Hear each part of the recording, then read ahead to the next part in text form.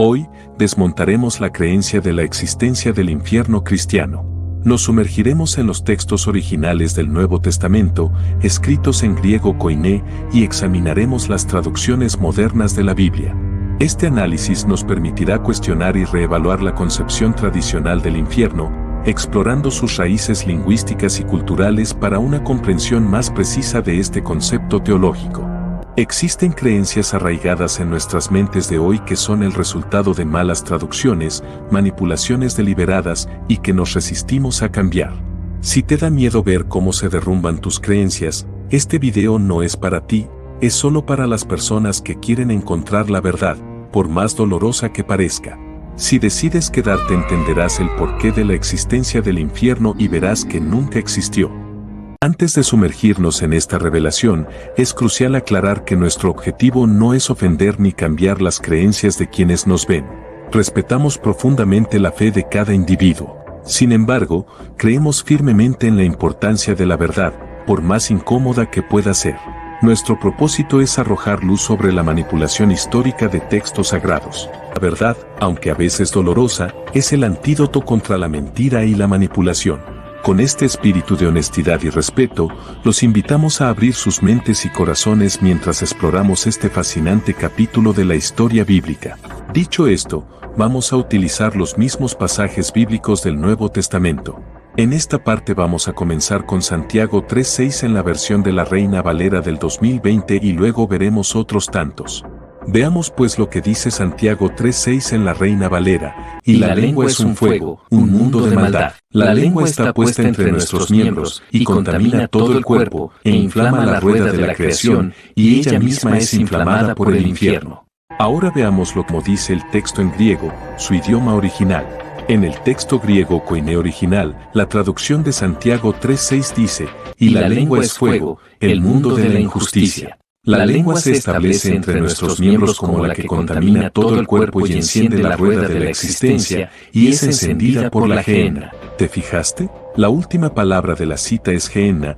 Quédate con esta palabra porque la vamos a estar viendo a lo largo de los diferentes pasajes. La palabra gehenna se usa en lugar de infierno, ya que es una transliteración más precisa del término griego, gens, que aparece en el texto original. Este versículo forma parte de las enseñanzas de Santiago sobre el poder y peligro de la lengua. Utiliza metáforas fuertes para describir cómo las palabras pueden tener un impacto destructivo, comparando la lengua con un fuego que puede causar gran daño. La referencia a la rueda de la existencia sugiere que el impacto negativo de las palabras puede extenderse a todos los aspectos de la vida. Es importante notar que en la Vulgata, el término gehenna se usa más frecuentemente que infernus para referirse al infierno en el Nuevo Testamento. Por otro lado, infierno se utiliza en la Vulgata principalmente para traducir términos como Seol, en hebreo, y Hades, en griego, que se refieren al lugar o estado de los muertos en general, sin implicar necesariamente un lugar de tormento eterno. Si la Vulgata utiliza dos términos como lo son infernus y a veces inferos haciendo referencia al Seol, en hebreo, y Hades, en griego, y deja intacto el término griego gehenna tal cual fue utilizado en la Septuaginta, ¿por qué en las traducciones en español y las otras lenguas romances que tenemos hoy, todas significan infierno? ¿Podemos decir que los teólogos y los pastores de las diferentes denominaciones de hoy día no saben esto? Pues claro que no. Es que la figura del infierno es la mitad de cada una de estas religiones, la otra mitad es el cielo. En verdad, la mayoría de las personas que están en las cientos de religiones cristianas de hoy en día están huyendo más del infierno que buscando del cielo. Se oye feo, pero así es. Si tuviéramos que traducir la palabra gehenna al español hoy en día, basándonos en su significado original y olvidando su uso bíblico, la traducción más cercana sería Valle de Hinnom. Esta traducción se basa en el origen etimológico de la palabra. Gehenna deriva del hebreo Gai Ben Hinnom, que significa literalmente Valle del Hijo de Hinnom. También se conoce como Be Hinnom, que significa simplemente Valle de Hinnom. En griego, se transliteró como gehenna, manteniendo la referencia al valle. El Valle de Hinnom era un lugar físico real, ubicado al sur y suroeste de la antigua Jerusalén. Originalmente, no tenía connotaciones religiosas o escatológicas, sino que era simplemente un valle geográfico con una historia particular. Es importante notar que la asociación de Gehenna con el infierno o un lugar de castigo eterno es una interpretación posterior, no inherente al significado original del término. Pensamiento judío, basados en la Torá y el Tanaj. El concepto de infierno como un lugar de tormento eterno con fuego para las almas no es parte del judaísmo tradicional ni aparece en los textos hebreos originales de la Torá o el Tanaj. En el judaísmo, el término más cercano es Gehinnom, que se deriva del valle de Hinnom, un lugar físico cerca de Jerusalén. Sin embargo, Gehinnom en el pensamiento judío no es equivalente al infierno cristiano. Si analizamos el propósito del Gehinnom, se considera un lugar de purificación temporal para las almas, no de castigo eterno. Si hablamos de la duración, la mayoría de las almas permanecen en Gehinnom hasta un año, aunque algunas pueden estar más tiempo. En cuanto a su naturaleza, no se describe como un lugar de fuego literal y tormento, sino más bien como un estado de purificación espiritual. El concepto de un infierno con castigo eterno se desarrolló más tarde, posiblemente influenciado por ideas persas y helenísticas durante la época del Segundo Templo. Es importante notar que la idea de resurrección en el judaísmo antiguo era terrenal, no espiritual. El castigo para los pecadores se entendía como la muerte eterna o la ausencia de resurrección, no como un tormento eterno en un lugar específico. En resumen, el concepto de infierno como un lugar de tormento eterno con fuego no es parte del judaísmo original ni se encuentra en los textos hebreos de la Torá o el Tanaj. ¿Los discípulos de Jesús creían que existía el infierno como lo conoces tú? Pues la respuesta a esta pregunta es que no, los textos escritos por ello lo demuestran. ¿Existía o no el infierno antes de Cristo, mientras Jesús vivía o en los primeros 3 siglos después de su muerte? El concepto de infierno como un lugar de tormento eterno fue insertado en la traducción latina de la Biblia conocida como la Vulgata, realizada por San Jerónimo entre los años 382 y 405 después de Cristo. Esta traducción fue encargada por el Papa Dámaso I en el año 382. Es crucial destacar que para esta época, el cristianismo ya había sido adoptado como la religión oficial del Imperio Romano, 380 después de Cristo. Y la influencia de las creencias paganas romanas en la doctrina cristiana era significativa. La introducción del término infernus, infierno, en la Vulgata refleja esta influencia, ya que se basó en conceptos del inframundo de la mitología grecorromana. La Vulgata tradujo términos hebreos como Seol y griegos como Hades y Gehenna al latín infernus, consolidando así la idea de un lugar de castigo eterno que no estaba presente en los textos originales. Esta interpretación se alejó del concepto judío original del Seol como un lugar neutral para todos los muertos.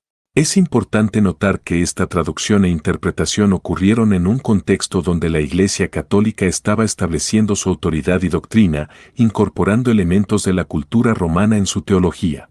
La Vulgata se convirtió en la versión estándar de la Biblia en el mundo occidental durante más de 1000 años, influyendo profundamente en la comprensión cristiana del más allá. ¿Creían los discípulos de Jesús que existiera un infierno? Es poco probable que los discípulos de Jesús creyeran en el concepto de infierno tal como se entiende comúnmente hoy en día.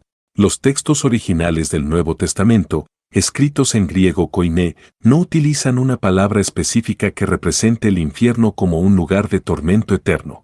En su lugar, se empleaban términos como Gehenna, que originalmente se refería a un valle cerca de Jerusalén asociado con el juicio divino en la tradición judía. Hades, que es el equivalente griego del Seol hebreo, que representaba el reino de los muertos en general, no un lugar de castigo y tormento con fuego y azufre. Seol, concepto hebreo del mundo de los muertos, sin connotaciones de castigo eterno. El concepto de infierno como un lugar de tormento eterno fue una evolución posterior en el pensamiento cristiano, influenciada por diversas tradiciones culturales y religiosas. Este desarrollo se consolidó siglos después, particularmente con la traducción de la Vulgata latina por San Jerónimo entre los años 382 y 405 después de Cristo, encargada por el Papa Dámaso I. Y un alto ahí. Si te está gustando este contenido, te invito a que apoyes este canal simplemente suscribiéndote y activando la campanita de las notificaciones. No seas parte del 90% de los que consumen nuestros contenidos sin estar suscritos. Dale me gusta, el algoritmo de YouTube nos recomendará a otras mentes curiosas como tú. Gracias anticipadas. Ahora sí, continuamos.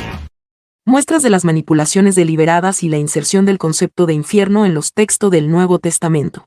Mateo 5:22, el original dice: Pero yo os digo que todo el que se enoje con su hermano será culpable ante el juicio, y cualquiera que diga a su hermano, raca, será culpable ante el Sanedrín, y cualquiera que diga, necio, será culpable de la gehenna del fuego. Modificado, será culpable del infierno de fuego. Mateo 10:28, el original dice: Y no temáis a los que matan el cuerpo, pero no pueden matar el alma, temed más bien al que puede destruir tanto el alma como el cuerpo en la gehenna. Modificado, temed más bien a aquel que puede destruir el alma y el cuerpo en el infierno. Marcos 9:43, el original dice: Y si tu mano te hace tropezar, córtala, es mejor para ti entrar en la vida manco, que teniendo las dos manos ir a la gehenna, al fuego inextinguible. Modificado, que ir con las dos manos al infierno, al fuego inextinguible. Lucas 16:23, el original dice: Y en el Hades, alzando sus ojos, estando en tormentos, ve a Abraham de lejos y a Lázaro en su seno. Modificado, y en el infierno alzó sus ojos,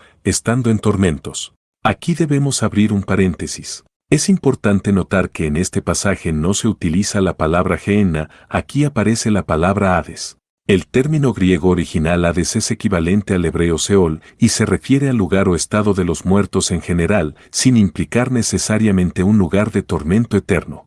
El término Hades había sustituido a la palabra Seol cuando se hizo la traducción del Tanaj, escrito en hebreo y arameo al griego, insertando así una figura de la mitología griega.